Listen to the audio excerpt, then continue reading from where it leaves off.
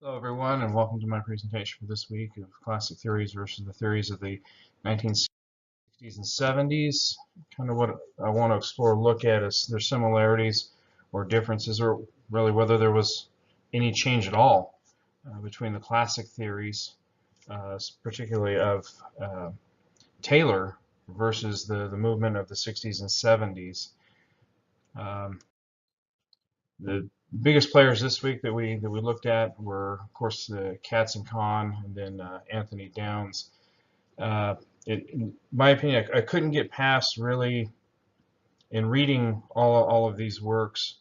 Um, it seemed more of a reflection of the movement, social movements, and psychology movements of the 60s and 70s, uh, more than just, or more than really applying new systems, new strategies, uh, real changes in the field of public administration.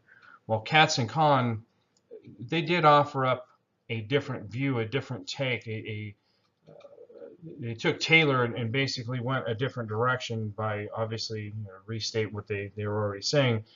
Instead of taking Taylor's model of there being one best way, let's instead look at get input and feedback. Let's put more of the power in the feedback of the workers instead of the employer or the manager, the owner, telling the employee, hey, here's what I need you to do. This is exactly how I need you to do it. This is what I'm paying you to do, so do what I'm paying you to do.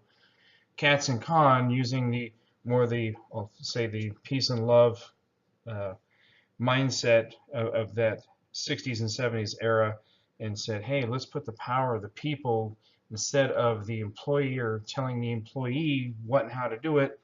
Let's give the employee a voice and have the employer respond or react to what the employee has to say. I'm not saying that that doesn't work or that there's not a place for that.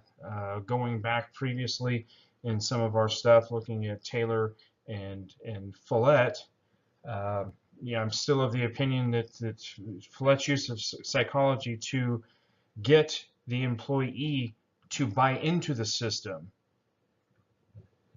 to make them think that it's their own, make them believe that it's in their own best interest using psychology rather than Taylor's he kind of touched on it with, here's the best way to do it, now just do it, without really trying to get the employees to buy into the system. Katz and Kahn, on the other hand, in my opinion, I feel like they're just more walking away from that altogether and saying, the employer shouldn't have the voice, the employee should have the voice. Let's do it the way they want to do it. And then moving on from them to, we get into Downs and Grodson, I'll get into more on the next slide, but I feel like really the whole overall so far, what we're seeing in the 60s and 70s is more of an absolute breakdown and interpretation and explanation of the classic theories, even bureaucracy. Nothing new really seems to have been added other than an explanation of what, how, and why each individual thing or part works in the different systems, the organizations, the bureaucracies. But there's no real change other than a deeper and greater understanding of exactly what's going on and how it works. So like I said, essentially they just dissected everything down to its most, seems like most minute piece.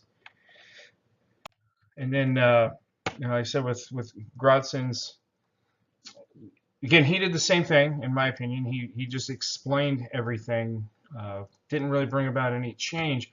However, his analogy of the layered cake versus the marble cake in explaining how dual federalism works versus how cooperative federalism works and the differences between the two, absolutely genius. And that's not a new statement for anybody to be saying. Um, or for me to be saying right now, considering it's so widely used as an example over and over and over again. But again, at the end of the day, all he really truly did, in my opinion, was just explain something that already existed. There was no real change other than the change being a deeper understanding of what's going on, which is kind of what leads me to, I'll wrap this whole thing up, I put that up there kind of as a joke. If it ain't broke, don't fix it. You can see even in these images of the modern factories, it really, I think it still comes down to Taylor's principle of the most efficient way, scientific management. And again, I go back to throwing Follett in there for the psychological part of getting your employers to buy into it, and everything will be more efficient. If it weren't so, we wouldn't have so much success as we do today in the modern factories.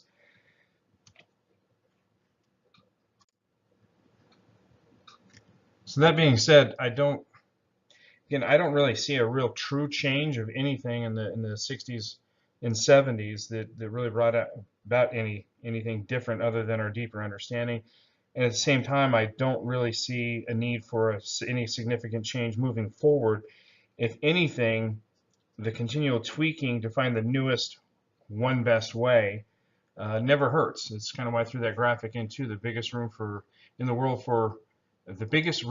world is the room for improvement. Is just that. There may have been one best way in the 50s, a different one in the 60s. We need to continually strive to find that best way, given the changing technology and everything else.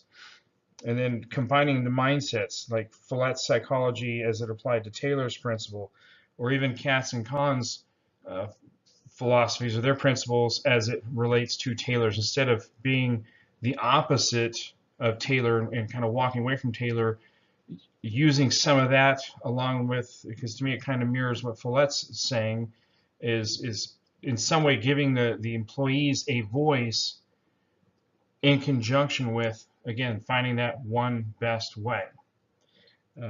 Thank you for listening this week, and I hope I had all the points for everybody. Everybody have a good day. Look forward to seeing everybody else's presentations.